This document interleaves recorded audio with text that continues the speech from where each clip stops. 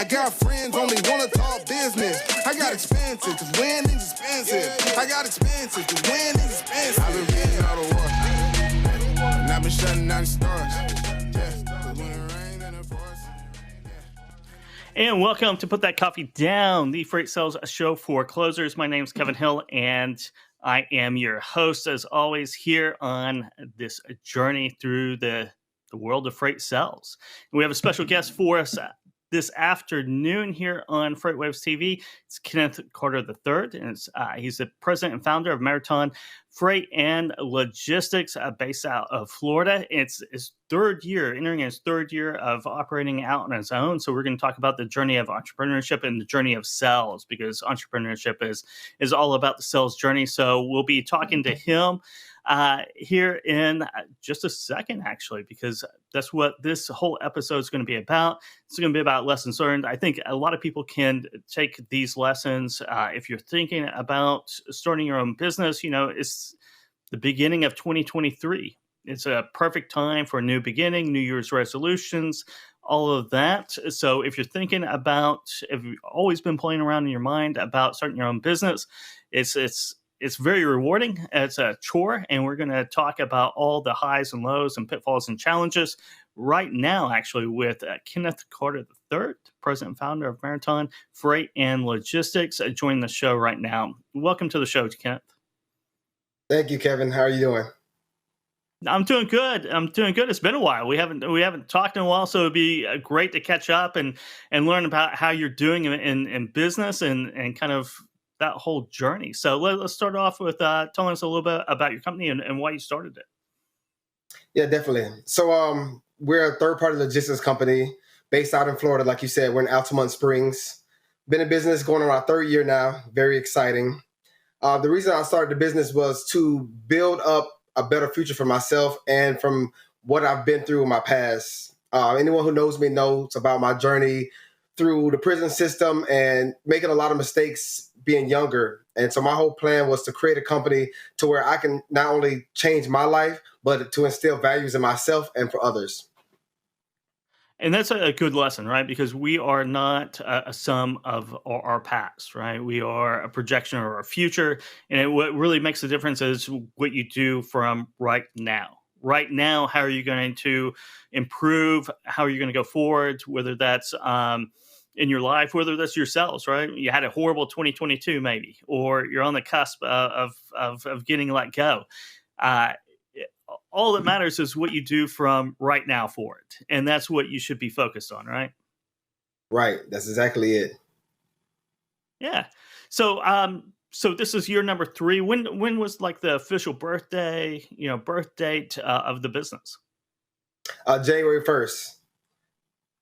We actually January started 1st of what, 2020? 2020. Wow. So year number 3, you went through the terrible 2s, I suppose, and you're now here on year number 3. How does it feel? How does it feel starting year number 3? It feels amazing. It's an amazing journey. Just to know that I passed the first year that I thought I never would get past. Then, of course, the second year I thought I wouldn't get past. And now hitting this third year, I feel more motivated and more excited than ever. Yeah, year number 3, it's an important milestone in a company's history, because those first 2 years are deadly. You always think you're about to, the business is about to die at any moment. Anything that goes wrong is always important, but it could be the death knell in everything. Year 3, that starts to go away a little bit, right? I mean, it doesn't mean it's going to be the death. It doesn't mean I'm going to close my doors. It's going to be bad maybe if something like that happens, but it's not it's not terminal. Right. Definitely the first 2 years, you're like, anything goes wrong, it's over. I got to go back and work for somebody. And definitely year 3, even though it starts off slow at the beginning of the year, you still have that foundation with your customers that you've already been working with. So it's a lot easier to just continue on that path. Yeah, hopefully, like by year 3, you have your core set of customers, right, that are going to pay the bills. They're going to keep the lights on, keep the phones turned on, and you kind of have a very good comfort level with that. And now it's all about expansion. It's about setting up new systems and expanding.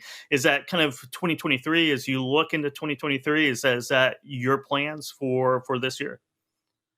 Yes, we already have the annual plan put together, and it's definitely different systems because as you grow, well, when you're starting off, you're so small you don't really need anything.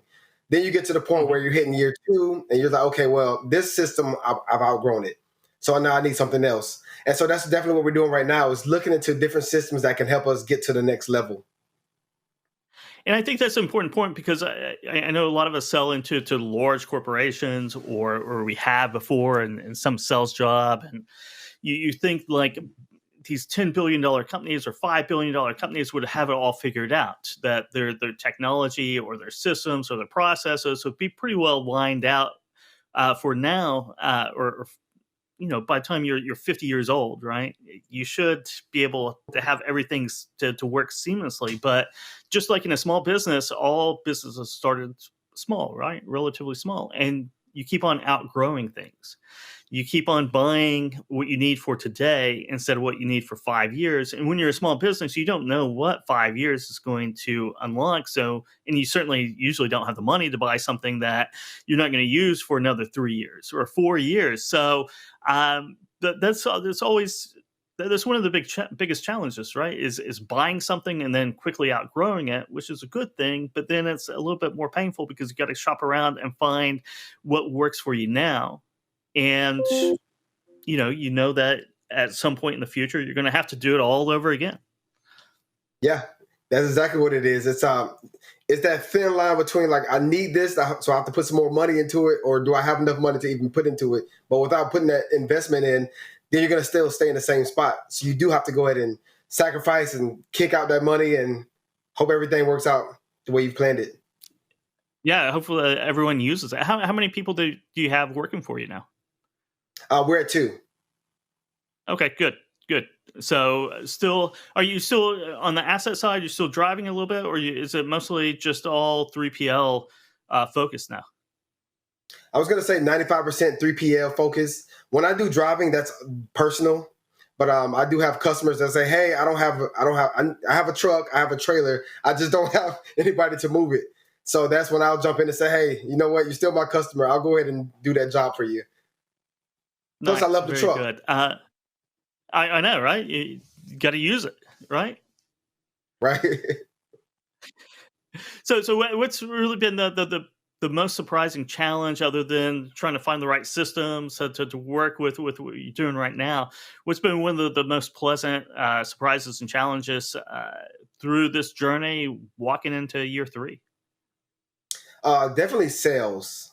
Sales is a different challenge because you're going after those smaller companies because of your confidence level.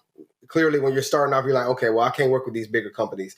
But then you get to the point where you have to start getting the bigger companies. So sales does play a factor because now there's different offerings. We have to offer more products, more services for them. And that's where we're at as far as being small still, but still being able to help and manage those bigger shipments.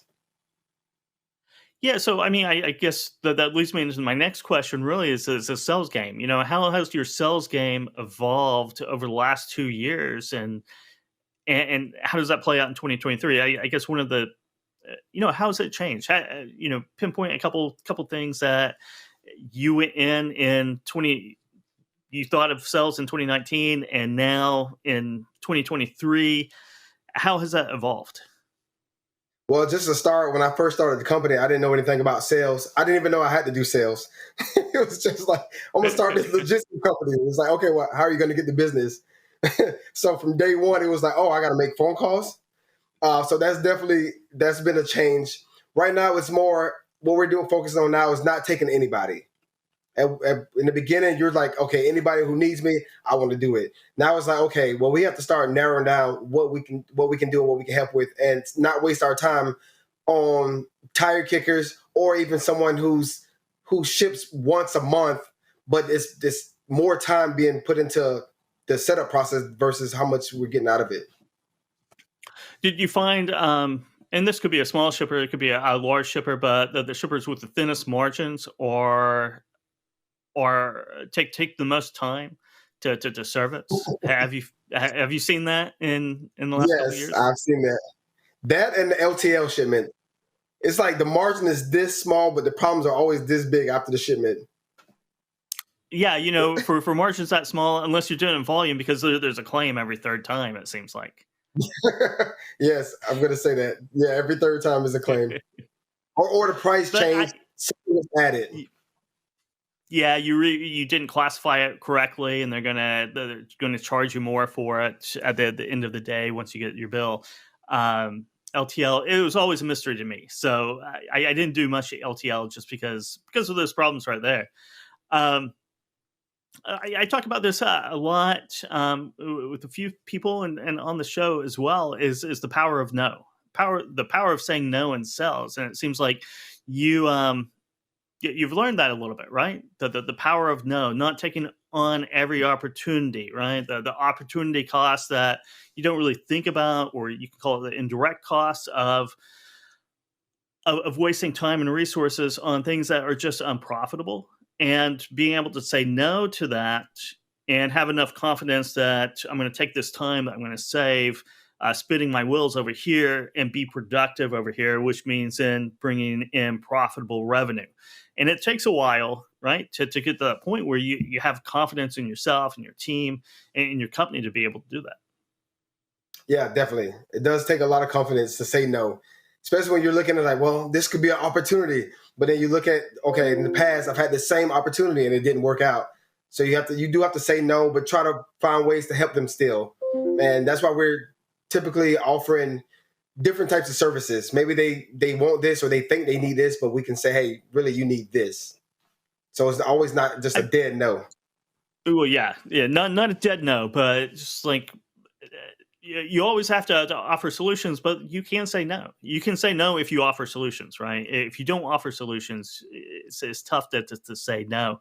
Have you developed a little bit of a niche in any specialization, anything that you've been doing a lot of repeat business at, that you feel very confident and kind of leading forward in sales and marketing, that niche? Yes, definitely the imports. So drayage has been our niche. Didn't think I would get into it, but once I found it, I do love it. It takes a lot of work, but it's worth the value. And definitely when you start to work with customers and helping them with their imports, you're also getting other business on top of that. So not only are you bringing the containers in, they're going to need something shipped out too. And so it helps us with our full truckload options. And that kind of goes back into the before you're taking on every opportunity, and that's a lot of ways how you find your niche when you're starting out. You take the opportunity because it's there, and you kind of feel like you have to, and in a lot of ways you do have to take that opportunity. And you might not know a lot about it, but you figure it out on the job. On the job training is basically what it is, right? On the client job training, and you figure it out and you get pretty good at it, and that's how you find your niche. And a lot of people ask me all the time, how do you find your niche? And that's a good example of finding your niche, something that you can do, that you did successfully, and you keep doing it and you build up an expertise in it. And it might not be what you thought you'd start out doing, but once you get good at it, it becomes enjoyable, right? Yeah, definitely. And now, looking for a niche as far as when it comes to certain industries, I figured I see that doesn't work for us because you're narrowing down and you're limiting so many other customers or prospects that you can help them ship their products. So with the drayage and the imports, we're realizing that there's so many different industries that we're helping out when it comes to drayage. So really, the niche is the drayage and not the industry. It is, yes, it is. It's the mode of transportation. Let's talk about social media, because you're on social media quite a bit, promoting the business, promoting not only the business, but I think your personal brand, your story.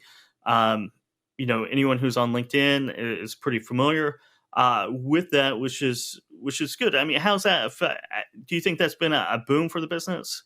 Do you think that's helped carry you through the first 2 years? I mean, what kind of value do you ascribe to being out there, being active in the community? Definitely the brand recognition. So when you do call someone and you're brand new, you're doing a cold call, a lot of people check out your LinkedIn. So if they see that you're networking and you're connecting with other people in your industry or other professionals, I believe that gives us definitely edge on top of people who are not working the social media as much. And then we also deal with a lot of people, a lot of customers or connections that turn out and gives us business because of our connections and the media and the content we put out. So yeah, I think that's really good. I think, was it last year, or you had a goal of being on what, 50 podcasts in the year? Yes. Was that the last year? Was it what? Was it 100? And was it 50 or 100? And did you accomplish your goal? No, so it was 50, and I think we got to like 30 something. It's harder than it sounds. It is harder than it sounds a little bit. There's, I guess there's probably well over 30 podcasts now, but maybe at the beginning of last year in 2021, there might have been just 30 out there. So 35 is a great accomplishment, and it's something that you have to be intentional with. And as you said, it's a boom, that brand recognition, being able to network, helps out in the business, and it's something that I think all small business owners, people who are starting out, should do. I mean, there's no reason not to, right? Yes, definitely. It serves a purpose. Even if you're not getting direct business from it, it's helping you learn too, because when you're looking for different content to post, you're doing your own research. And so now I'm becoming better at imports because I'm searching import websites and different trade services, even competitors, finding ways that I can tweak my own services. So definitely posting, and LinkedIn for sure is the number one for us. Yeah. What do you think? What advice would you give anyone else out there that are starting out, how to get into really promoting themselves, besides just do it? Because I mean, that would be the advice I would give. Actually, just start doing it. It doesn't really matter if it's good or not when you start out, because no one's really paying attention. It's not until that 10th, 11th, 12th time that someone sees you and sees your name, sees your picture, sees your post, that they even make the connection and pay attention whatsoever. Right. I would say definitely post about things that you're passionate about, not even about your business. Posting about business just seems really spammy and a lot of marketing. But when somebody gets to know who you are and what you really believe in, like my optimism and positivity is what I focused on. So that was able to get me a brand recognition. Like, okay, this guy's positive, he's optimistic. Well, when I do post something about transportation or freight, then it's like, okay, well, I know he's positive, I know he's optimistic. So I believe that this service could help me, and that person who's actually doing the business has the right mindset. Yeah, I think it goes back to storytelling, right? Humans love the narrative. We love to get to know people, get to know their story, whether it's a personal story or even a business story about your journey in business.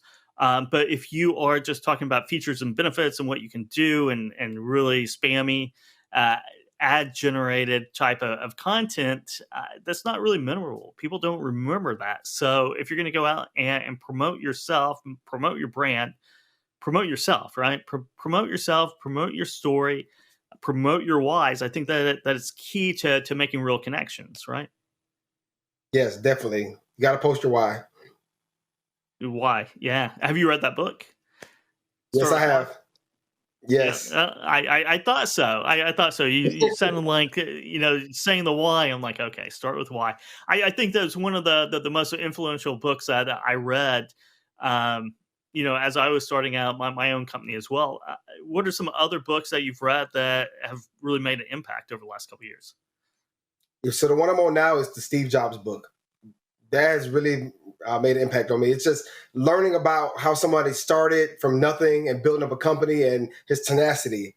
And I've actually taken a few tips and strategies from what he was working on and how he did things, Steve Jobs did things, to implement in our company. Definitely the positives, because there are some negative things that Steve Jobs does. Yeah.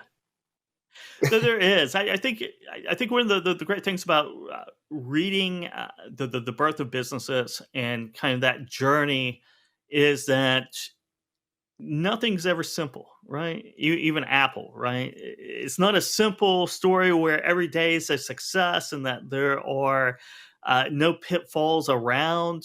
But all companies, though, the beginnings, it is chaos unleashed, because you don't really know what the future is going to hold. And I always take really good consolation from that, right? Is that we're all in the same boat. We're all in the same boat. maybe a little bit bigger scale for other people than us, but it's still chaos. It is. Well, we got to remember that we're still human beings trying to build something. And when you get employees or other people working with you, those are their different mindsets and their different philosophies. And you're trying to put all that into one pot and make it work. And that's the difficult part about it. Yeah, you're trying to put it all in one pot, make it all work, have everyone use the same system that actually works with your growth trajectory as you change out all the time. And it's just, it's kind of one thing after the other. But, if it is one thing after another, it's because you're having success doing it and you're still alive, which is a lot to be said, really. It definitely is. And that's the whole point, is that grinding that hard and making changes along the way is something that takes a very strong mindset. And I believe that's a lot of businesses who do go out of business. It's not always about the revenue to me. It's about the mindset and just pushing past those hard spots. Yeah, because those hard spots are all around. So what's been your proudest accomplishment over the last couple of years with Ameriton? Definitely hitting the 3-year mark, because I didn't see that coming ever. Getting into the imports, because our whole mission is to become an international logistics company. So getting into the imports and the dredge is just another step getting closer to that international shipping. So I'm definitely proud of that.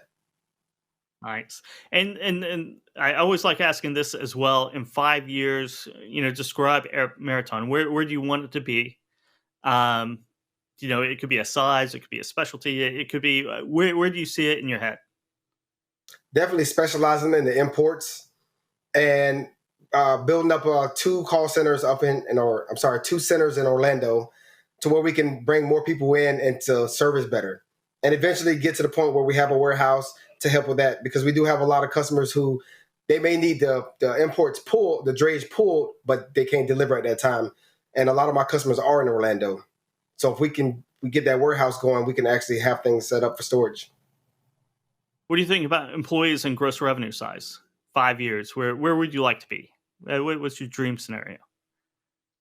50 employees, gross revenue. Oh man, I'm thinking big. Gross revenue is $50 million. Nice. I think that's good. I think it's those are both good numbers, and very doable. Very doable. Building it up, find your niche, concentrating on that. I think I think that's very good. I think it's very aspirational, and yeah, I like it. So 50 employees, 50 million. Why not, right? We spoke it into existence, so now I have to go aim for that. I know, right? It's on tape too. People can go back and look at it in 5 years and see, well, this is what you said, Kenneth. This is what you said.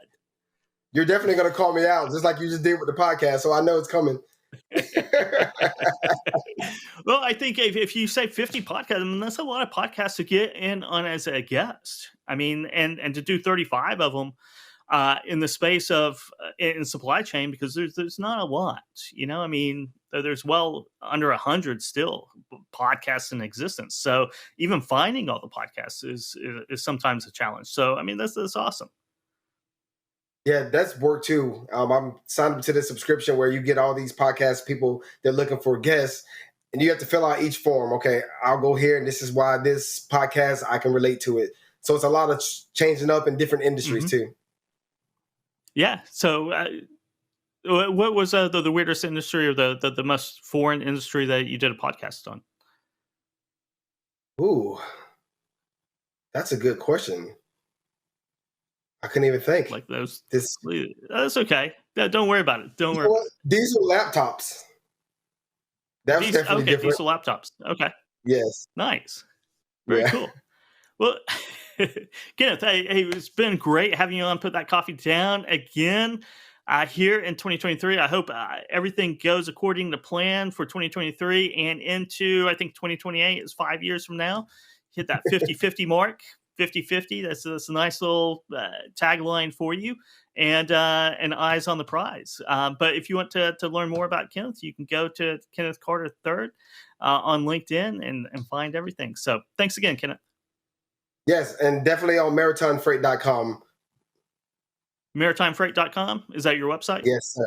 Yes. Oh, perfect. We have a new chat functionality. Okay. MaritimeFreight.com. Thank you very much. Thank you, Kevin, so much. You bet. And that was Kenneth Carter III at Ameriton Freight Logistics. Been in business 2 years, going in his third. He's got big goals for year number 5. I hope he makes it. You can catch up, put that coffee down here Tuesdays, 12 p.m. Eastern Time on FreightWaves TV and wherever you download your podcasts. I have a few coming out this week. Loris Ward, audio only, and then Trey Griggs after that. So just hit subscribe. But that wraps it for this week. I got friends only wanna talk business. I got expensive, cause winning's expensive. I got expensive, cause winning's expensive. I've been reading all the war, and I've been shutting down the stars.